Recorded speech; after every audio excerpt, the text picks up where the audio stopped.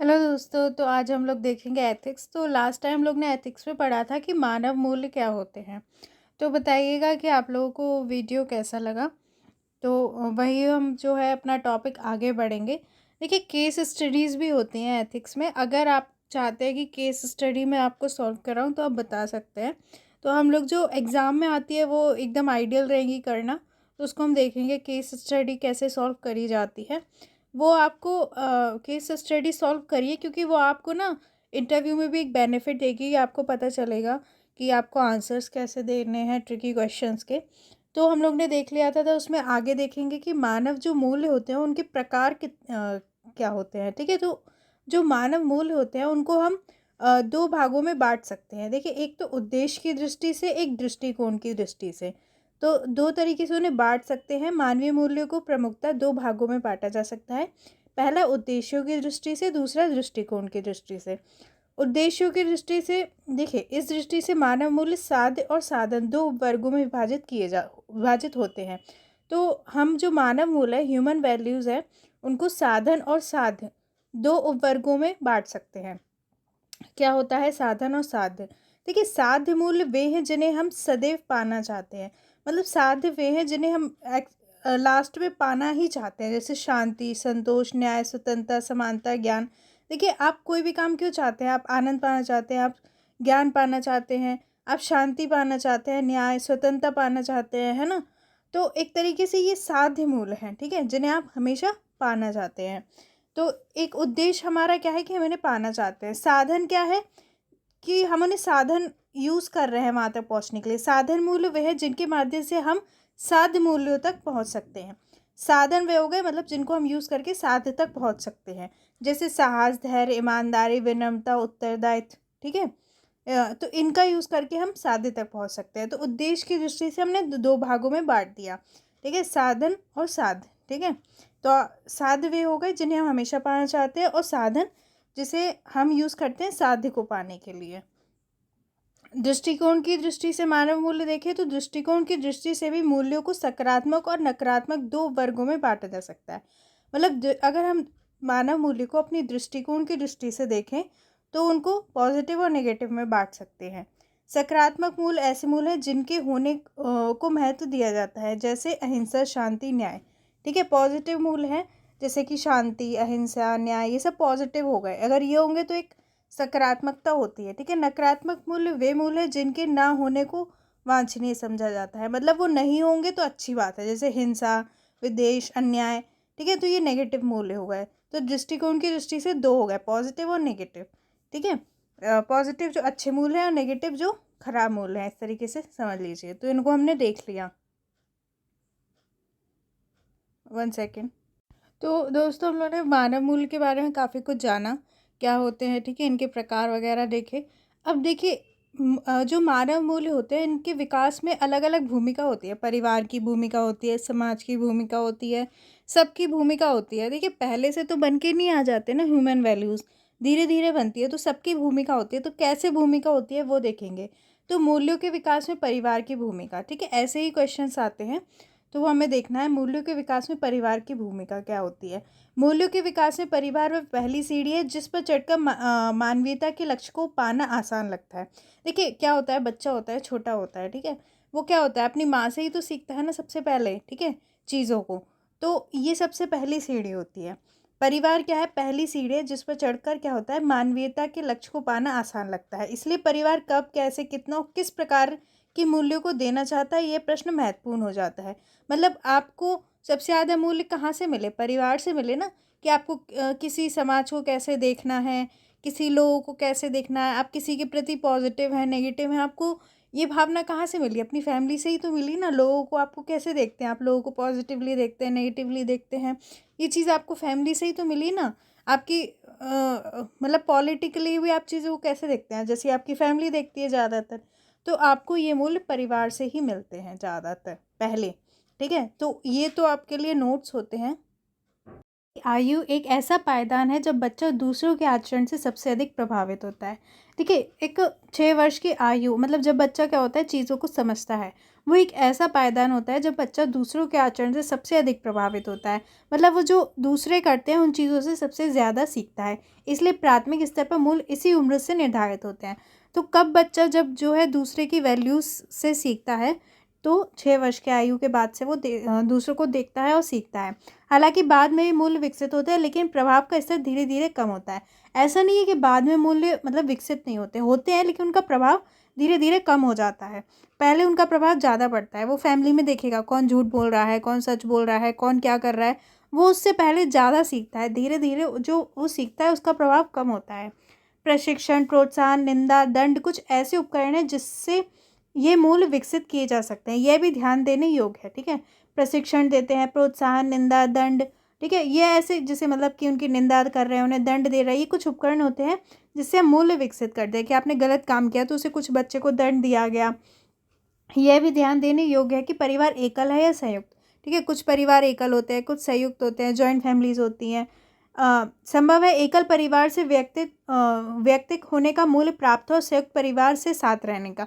अब देखिए, अगर जॉइंट फैमिली है तो साथ रहने का मूल्य होगा, ठीक है? मिल बाँट के खाने पीने का मतलब उस तरीके के मूल्य आएँगे। और अगर अकेला व्यक्ति है तो मतलब वैसे मूल्य रहेंगे। यह भी संभव है कि संयुक्त परिवार यदि पितृसत्तात्मक है तो इस बात से स्त्रियों के प्रति कम सम्मान का मूल्य प्राप्त हो। अगर जॉइंट फैमिली में मतलब जैसे कि फादर है उनकी ज़्यादा चल रही है, मान लीजिए लेडीज़ की कम चल रही है, तो मतलब उसमें ऐसा मूल्य आ जाए जहाँ पर महिलाओं का सम्मान कम हो, ठीक है?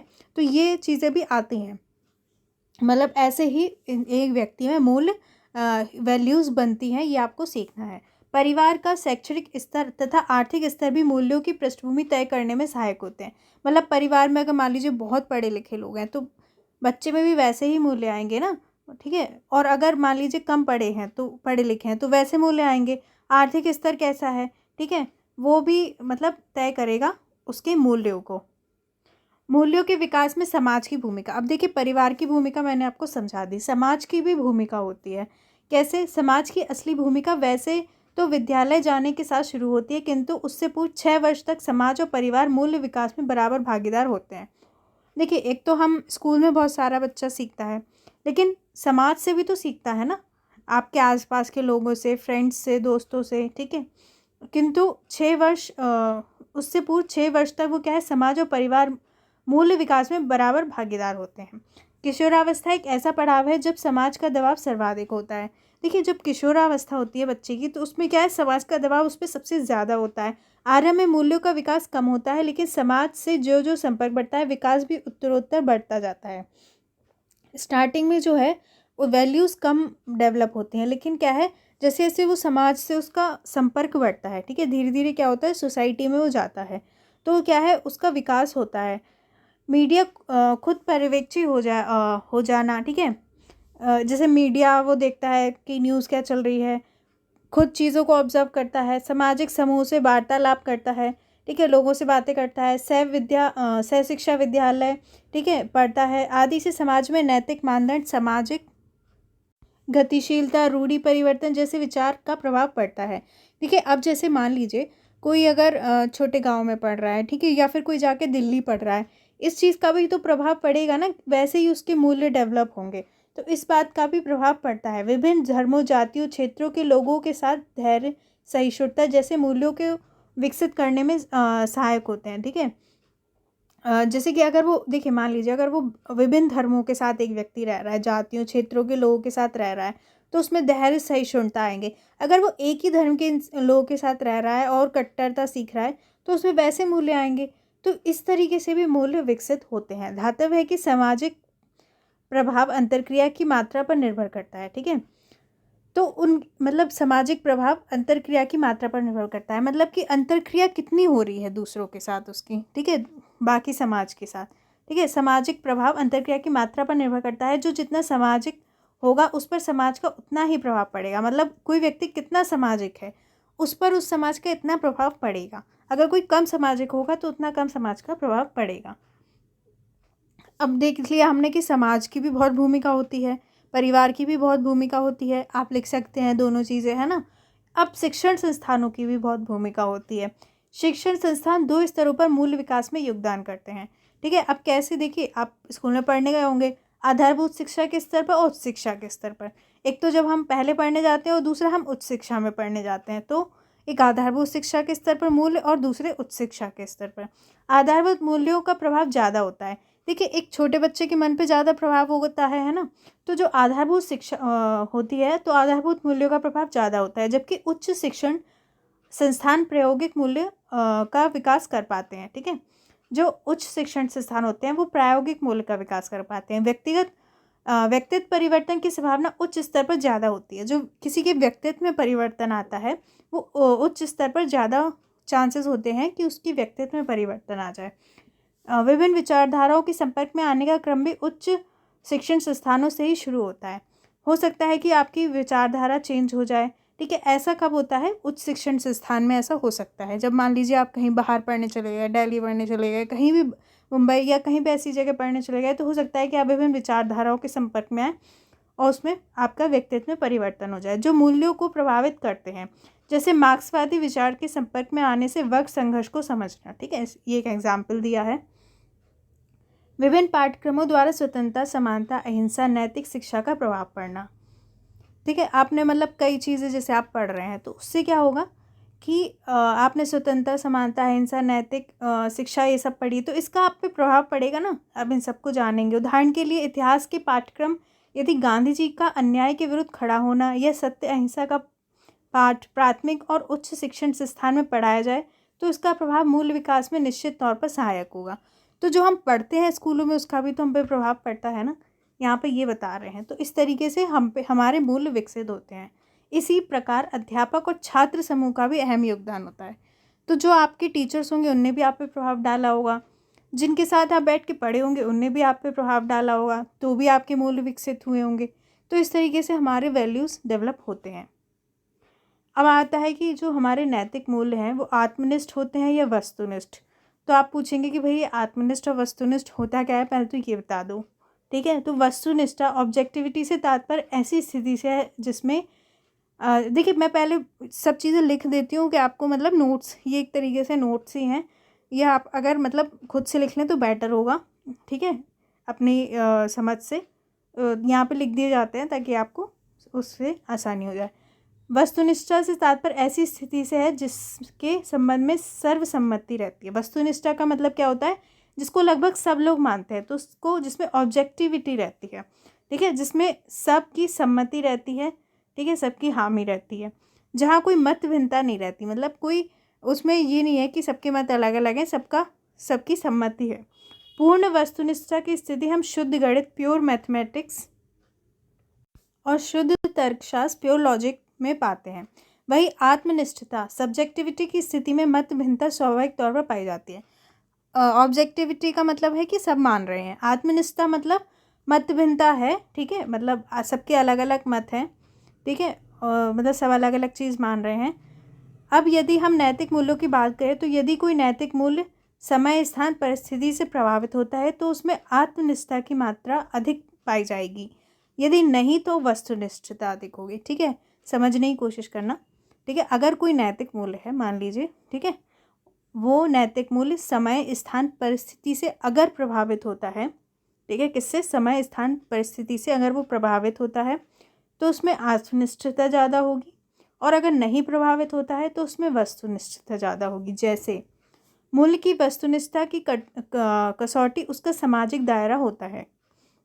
जितने अधिक क्षेत्र में वह मूल्य फैला होगा उतनी ही उसमें वस्तुनिष्ठता की मात्रा अधिक पाई जाती है। ठीक है, इन्हें क्या बोला कि किसी नैतिक मूल्य में समय, स्थान, परिस्थिति से जितना वो प्रभावित होता है उसमें उतनी आत्मनिष्ठता की मात्रा अधिक पाई जाएगी। ठीक है, अब ये बोल रहे हैं जितने अधिक क्षेत्र में मूल्य फैला होगा उतनी उसमें वस्तुनिष्ठता होगी, मतलब जितने लोग उसे मान रहे होंगे, ठीक है, उतनी उसमें वस्तुनिष्ठता होगी। ठीक है, ध्यातव्य है कि मूल्य ना तो शुद्ध रूप से वस्तुनिष्ठ और ना ही शुद्ध रूप से आत्मनिष्ठ। ठीक है, ऐसा कोई चीज़ ही नहीं होगी जिसको सब मानते हो या कोई ना मानता हो। ठीक है, अलग अलग मूल्यों में वस्तुनिष्ठता का स्तर भी अलग अलग होता है।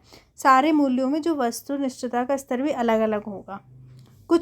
कुछ मूल्य लगभग हर समाज, हर समय और लगभग हर परिस्थिति में एक समान माने जाते हैं, जैसे शांति आदि।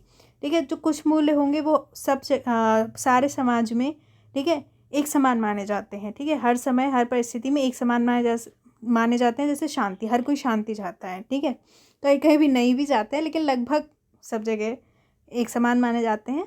इन मूल्यों में वस्तुनिष्ठता ज़्यादा है। ठीक है, मतलब लगभग सब शांति चाहते हैं, इसलिए इसमें वस्तुनिष्ठता ज़्यादा है। वस्तुनिष्ठता का मतलब मैंने आपको बताया था, जिनमें मत भिन्नता नहीं होती है, लगभग सब चाहते हैं। ठीक है, ऐसे मान लीजिए। कुछ मूल्य ऐसे हैं जो जितने वस्तुनिष्ठ हैं उतने आत्मनिष्ठ हैं। ठीक है, मतलब जितने लोग उसको मान रहे हैं, और कुछ लोगों का मतलब उनमें मत भिन्नता है, कुछ में नहीं है। ठीक है, जैसे शाकाहार और मांसाहार। ठीक है, गर्भपात, फांसी। ठीक है, कुछ मूल में वस्तुनिष्ठता की अपेक्षा आत्मनिष्ठता की मात्रा अधिक पाई जाती है। ये कुछ वर्ग विशेषों द्वारा ही मान्य होते हैं। कुछ में क्या है, आत्मनिष्ठता ज़्यादा है, मतलब कुछ वर्ग विशेष ही इसे मानते हैं, जैसे समलैंगिक विवाह, वैश्यावृत्ति आदि कुछ वर्ग ही इसे मान रहे हैं। वहीं कुछ मूल ऐसे हैं जिनके विरोध में वस्तुनिष्ठता पाई जाती है, ना कि पक्ष में, मतलब इसको कोई भी नहीं मान रहा है, जैसे नरभक्षी प्रवृत्ति। ठीक है, वस्तुनिष्ठता और आत्मनिष्ठता का एक अन्य आयाम किसी समाज विशेष का अन्य समाजों से संपर्क की मात्रा भी है। ठीक है, एक तरीके से हमें तब भी पता चलेगा कि वस्तुनिष्ठता है कि आत्मनिष्ठता है, कि मतलब उनका अन्य समाजों से संपर्क कितना है। देखिए, ग्रामीण और आदिवासी समाज जिनका बाहरी समाज से कम संपर्क है, वहाँ के मूल्यों में वस्तुनिष्ठता ज़्यादा होगी। ठीक है, वहीं एक मेट्रो शहर ठीक इसके विपरीत स्थिति मिलेगी, क्योंकि क्या होता है, जो ग्रामीण और आदिवासी समाज है वहाँ का संपर्क कम मिलेगा आपको बाहरी क्षेत्रों से।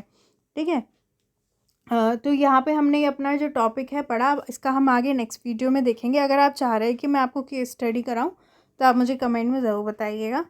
Thank you.